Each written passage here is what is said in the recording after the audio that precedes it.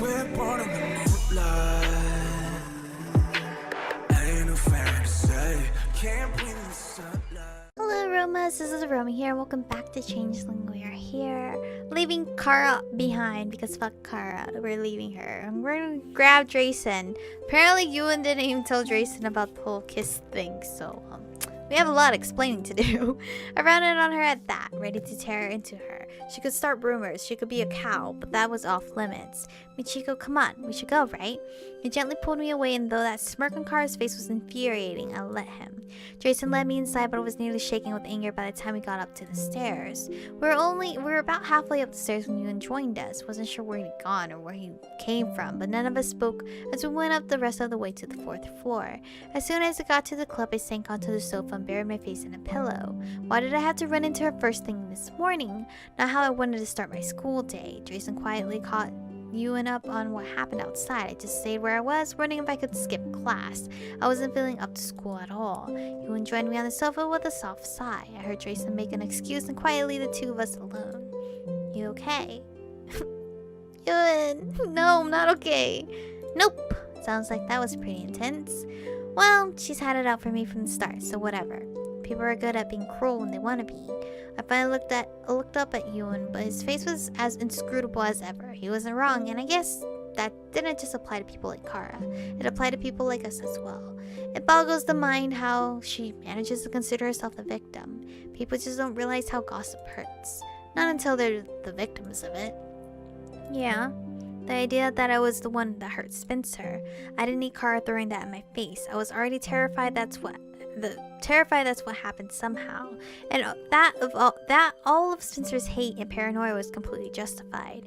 I sighed again and squeezed the pillow tighter. Man, this sucked. He instead offered me his hand. What? Come on. Where? We're holding hands now? Oh, okay. I don't mind. I took his hand hesitantly. He pulled me to my feet and without answering led me to the door. He knocked quickly and we were soon stepping through the courtyard. What are we doing here? You want to go to class? Not really. So let's stay here for a while. Is this where you usually spend time when you're skipping class? He shot me a long look. I don't skip every class. I just don't like literature. I had heard him and Miss Roberts talking about that, but he didn't know I'd heard them that day, so I didn't say anything about it. It's my favorite subject, actually, especially now. I mean, the plays, Shakespeare, I really enjoy it. He's unsatisfied. He didn't respond, but instead went to the spot on the other side of the courtyard, under some of the trees there. He flopped down and patted the ground next to him. Let's talk about something else. Okay. I joined him sitting and stretching my legs out next to his. Ewan snickered softly. You better not be laughing at... How short are your legs? How short your legs are? You bitch! I'm not short. You're just a giant. Aren't fairies supposed to be tiny? He smirked down at me. Like you. Fuck, I just walked into that. Don't make me test how easy it is to knock that head off. He laughed quietly. So scary. Ewan, you're so cute. Oh no. My heart. He picked a few blades of grass, twisting them between his fingers. You should know by now, fairies are nothing like the stories, nothing like Peter Pan or Sleeping Beauty. I kind of figured that by now. Yeah, I noticed. Though I mean, the whole flying with happy thoughts thing would be kind of fun. Only if you have enough happy thoughts to fuel you. Something about the way he said that gave me a pause. I watched him out of the corner of my eye as he stared down at his hands. I wondered why he was like this sometimes. I knew the head thing was weird and frustrating, but I don't know. Was it really that bad? You don't think you'd have enough? Happy thoughts, I mean. He shrugged. Maybe a few years ago. Not so much anymore. Was it really that bad? Whatever happened when you turned into a full-fledged fae? He shot me a sharp look, but I just held my hands up awkwardly. It's fine if you don't want to talk about it. It just makes me nervous. I drew my legs up to my chest. You're more experienced with this stuff than I am, but it seems like it's had a really negative effect on your life. I'm just now going through all this weird awakening stuff, so seeing you like this just makes me worry about what's in store for me. Ewan flung the bits of grass away and leaned back against a tree. I don't think you had to deal with what I dealt with. Your dad's not a Dullahan after all. No, but whatever apparent fake ancestor I had could have been anything. I mean, what if I sprout a tail or something? That's going to be hard to hide from my mom. It still won't be as bad. You're not like I was back then. I didn't know what that meant. We didn't sit there long, as nice as it was. I was feeling kind of antsy after what happened earlier. It was hard to sit still, and I needed something to get my mind off things. I sighed softly instead, brushing off my pants. Leaving. I think I'm going to go to class. Are you sure? Yeah, I think I need a distraction. I gave him a slightly sheepish smile. And I promised Danny I'd keep Ellie from falling asleep now that we're partners. He frowned slightly and looked away. Okay. No! I don't want to leave you in! What the fuck? I started back toward the door to the club room. Michiko. Yeah? If you need something, you just have to ask me. You're so cute. I did ask for your help in fucking Danny's route. I was saying all the wrong names. Corbin's route, but they didn't even say if you were worried about me. So I don't know if they forgot to add his worry in there or he just didn't care. I know. I left him there and then went back to the club. It was kind of a weird day. Kara kept strangely quiet about what had happened that morning, probably because there wasn't much of a way for her to come out of it, looking pristine either. She was only confident with her rumors when the incident at hand didn't involve her. I was relieved to not have to deal with that, though. There was something else that was a little strange, though. It started as a prickle at the back of my neck, just a weird feeling of being, watched. I might have dismissed it as paranoia if I hadn't been catching sight of the same two people lurking around during passing periods at lunch. Two people I didn't really usually see around as often. Drayson and Brenna. What the fuck? At first I thought I was imagining it, but Drayson was kind of super obvious about trying to duck out of sight if he saw me looking his way. Brenna was much more nonchalant about it, but it was kind of obvious they were following me around.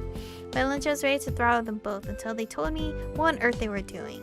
I hadn't managed to actually catch either of them though. They were annoyingly good at vanishing when I tried to approach them.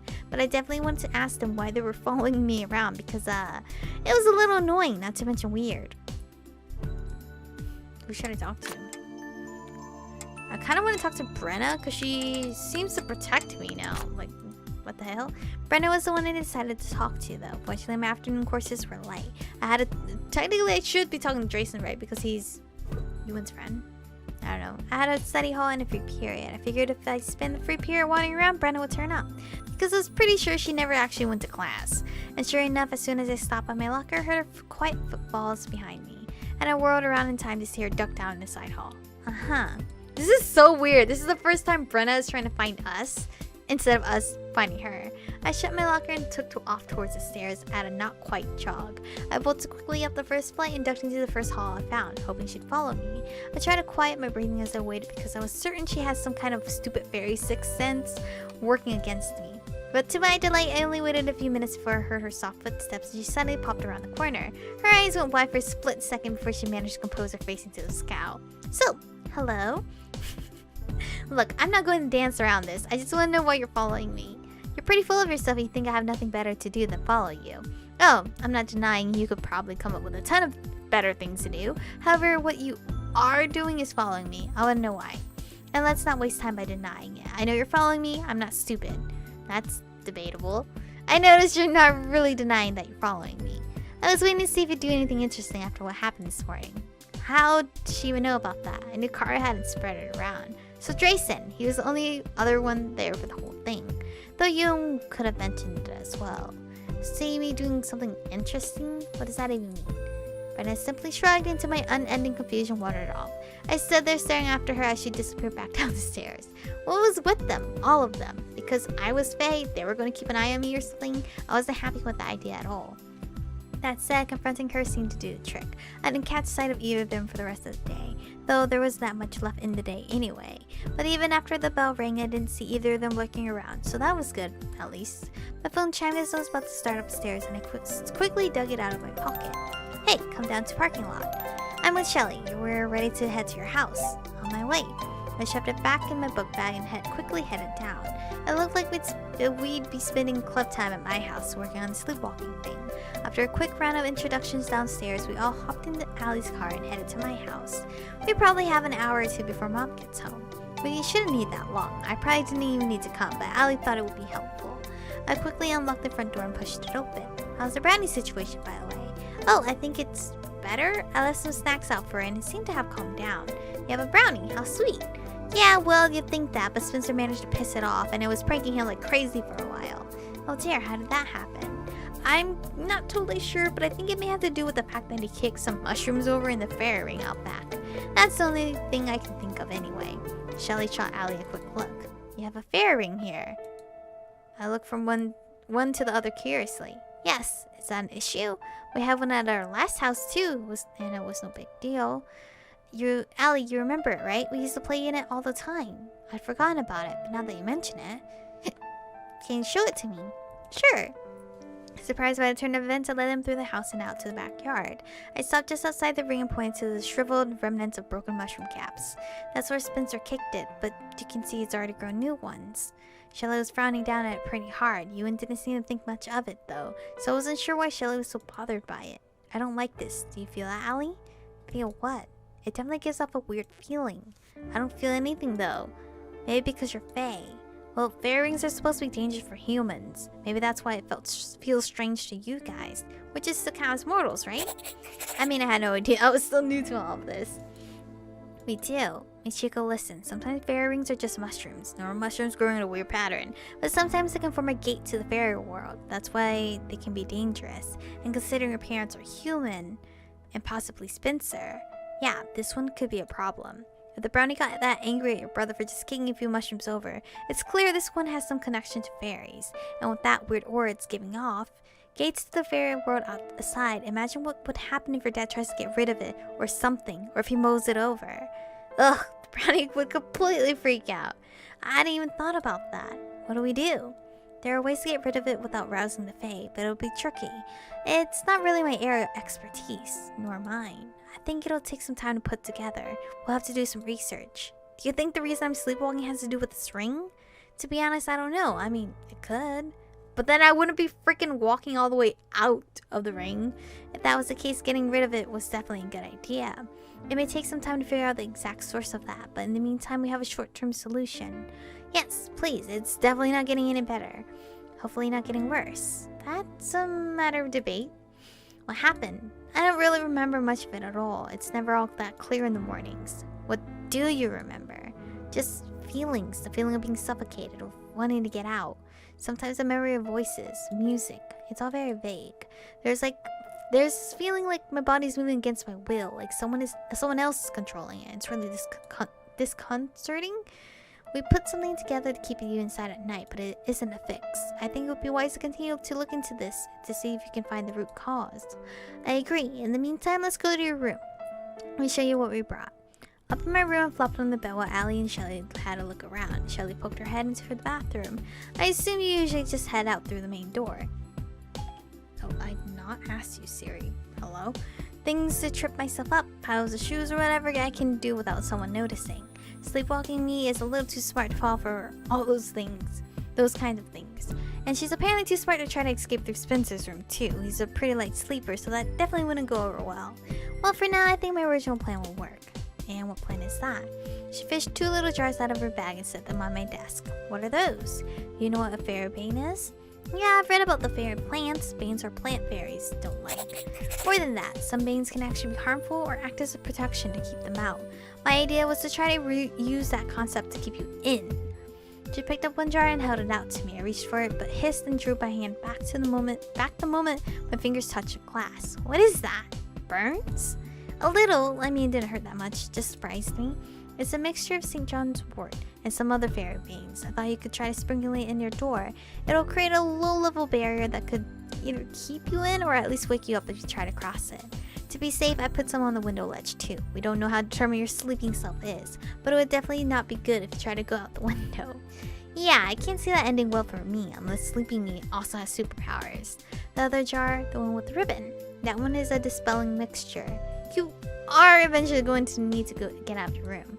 Yeah, can't imagine having to explain to Mom why I can't leave my room in the morning. If you put it down over the barrier, it should counteract the effects and let you leave. I'm also making some water-based infusions for you since I think it'll be easier to spritz that in the doorway rather than sprinkling plants, but it's not ready yet. Oh, okay. Every time she has to sprinkle those plants, I always have a feeling like she has to like grab a vacuum later and like vacuum all that up. In the meantime, you might want to stick with using gloves when you put down the barrier. Yeah, probably a good plan. And look, a final word of warning here. You might want to keep an eye out for things that might be encouraging fairy activity here. Things? It's not unusual for houses here in Pine Hollow to have brownies or other tutelary spirits, but in your case to have the brownie inside and the fairy ring outside. Have you seen any other fairies around? Well, there have been a few. I mean, aside from that Spriggan.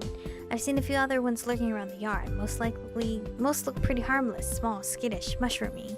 I think I've dreamed about them being in the house though. I mean, I'm not really sure whether it was a dream or not, to be honest.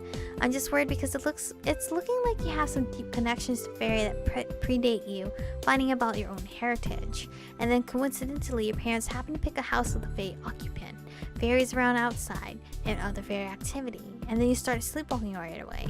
It may not be coincidence. There may be other fairy magics at work. So what exactly do I keep an eye out for? Anything that looks out of place. Plants that shouldn't be where they are. Cut flowers and that stay fresh for basically ever.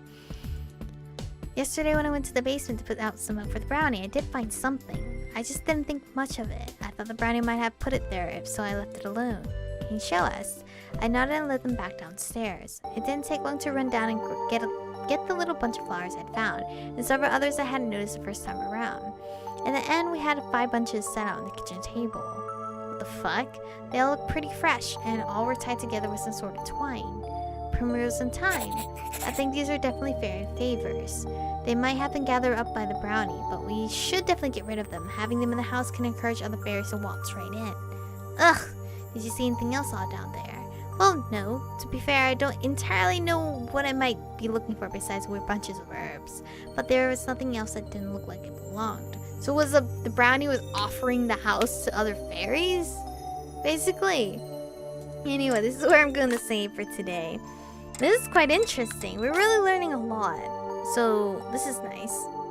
I really like this route, that we get to learn a lot about the lore of fairy. But anyway, thank you guys for watching today's episode. Stay beautiful, and I'll see you guys in the next one.